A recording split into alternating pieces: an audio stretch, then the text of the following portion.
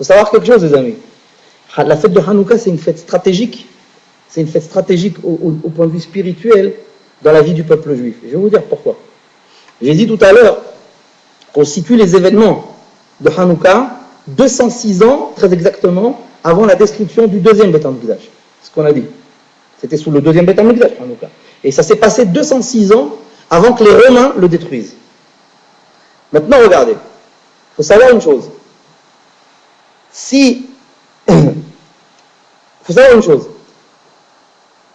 Toutes les mahloktot, toutes les divergences d'opinion halachique qu'il y a dans le Talmud, dans le Shas, dans la Mishnah et dans la Gemara, toutes les mahloktot qui existent, toutes sans aucune exception, et il y en a des milliers de milliers, desquels aboutit d'ailleurs la halakha, sur le plan pratique, toutes les mahloktot du Talmud se situent à partir de Hillel al-Zaken. Hillel l'ancien. Or, c'est rapporté Mefouach dans la Gemara Shabbat Daf Tetvav, la Gemara dit que quand est-ce que Hillel a occupé les fonctions de Nassi, quand est-ce qu'Hillel a dirigé le Ham Israël? 100 ans avant la destruction du deuxième Beth Amikdash. Je vous laisse réfléchir 30 secondes. Voilà. Je vous laisse réfléchir 30 secondes aux conséquences catastrophiques, identitairement parlant, pour le peuple d'Israël, si les Grecs avaient réussi à atteindre leur objectif. Si les Grecs avaient réussi à atteindre leur objectif d'assimilation totale du peuple d'Israël, rien de ce qu'on a aujourd'hui de la Torah n'existerait. Rien.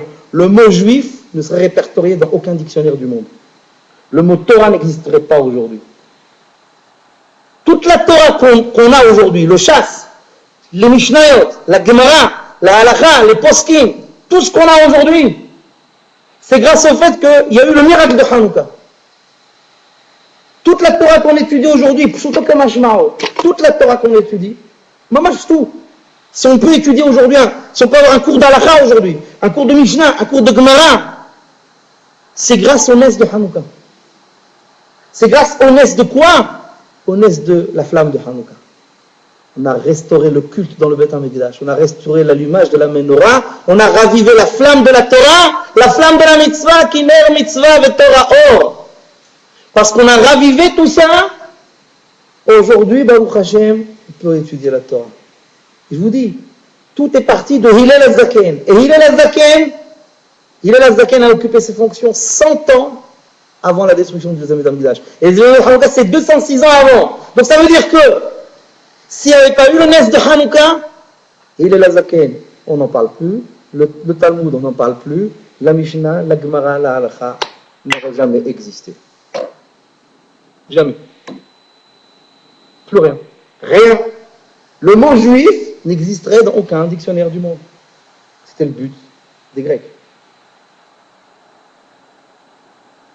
Ça, il faut bien se le mettre dans la tête. Le miracle de Hanouka, donc le miracle de Hanouka, le vrai miracle de Hanouka, c'est pas la victoire militaire. C'est pas indispensable de s'attarder sur la victoire militaire. Il faut s'attarder sur le reste, mon ami. Parce qu'aujourd'hui, tu ne ferais même plus la brit mila de ton fils. Tu ne ferais rien. S'il n'y avait pas eu le Nes de la flamme de Hanouka, aujourd'hui, tu n'existerais pas en tant que juif. Ça, il faut bien se le mettre dans la tête. Le Nes de Hanouka, c'est le sauvetage de toute la Torah, du patrimoine complet de la Torah.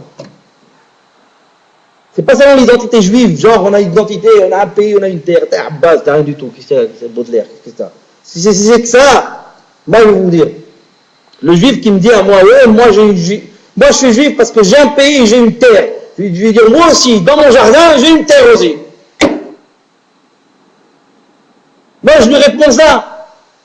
Mais tu pêches, c'est ça être juif, c'est avoir de la terre, tiens, tu fais une poignée de terre, tiens, dans tes mains. Et ahma, t'as l'air beau comme ça, tiens. Tu veux de la terre, voilà de la terre. Mais pas du tout. C'est pas ça être juif. Être juif, c'est vivre pour l'accomplissement des mitzvot et de la Torah. Parce que les mitzvot et la Torah sont intemporels. Et les mitzvot, l'accomplissement des mitzvot et l'étude de la Torah, il n'y a pas besoin d'être en Eretz Israël pour ça. Tu dois étudier partout où tu es. Tu dois accomplir Shabbat n'importe où. Donc ne me parle pas d'Eretz Israël, ça n'a rien à voir. Tu peux le dire, je suis juif parce que j'ai un pays. Bah ouais, les Gaulois aussi, ils sont Gaulois parce qu'ils ont un pays. C'est pareil. C'est aussi bête qu'eux d'ailleurs.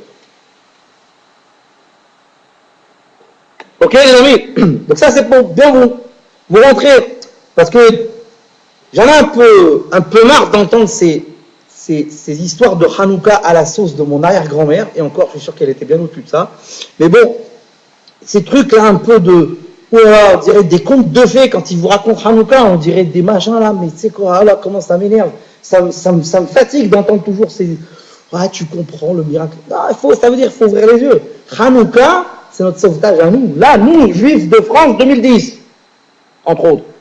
C'est-à-dire, Hanouka, c'est le sauvetage de la Torah. Aujourd'hui, tu serais marié avec une Goya, et ton fils, il s'appellerait Benoît, s'il n'y avait pas eu Hanouka. Oui, monsieur, Charles Hubert, il s'appellerait pas Shimon, ou Lamkhlouf. Il s'appellerait Benoît s'il n'y avait pas eu Hanouka. C'est ça qu'il faut se mettre dans la tête.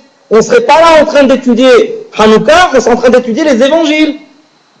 Non, mais je vous le dis bête, électrochoc, mais c'est la vérité. S'il n'y avait pas eu Hanouka, c'est exactement où on en serait. Pour moi, vous savez que je vais vous dire un truc. Pour moi, Simchat Torah, c'est pas Tishri, c'est Hanouka. C'est Hanouka qu'on devrait danser avec les toi. Pas Tishri. En plus, Tishri, ça me... C'est tout du carnaval. Mais bon, pour moi le vrai Simchat Torah, c'est Hanouka. Et quand vous y réfléchissez un peu, c'est pas si bête que ça.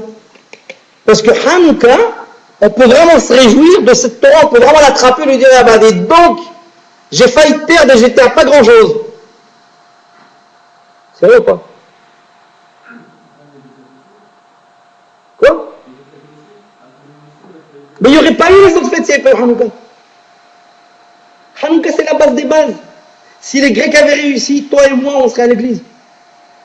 Il n'y avait pas de fête qui est pourrie, qui fait ça. On ferait Noël. On ferait rien. On serait des Gaulois complets. Des cathos. Benoît Jean-Christophe. Quelle fête? Hanouka, c'est la base des bases. On devrait, Hanouka, mais on devrait y penser toute l'année. Même à Yom Kippour, on devrait penser à Hanouka. Yom Kippour, ça n'existerait pas.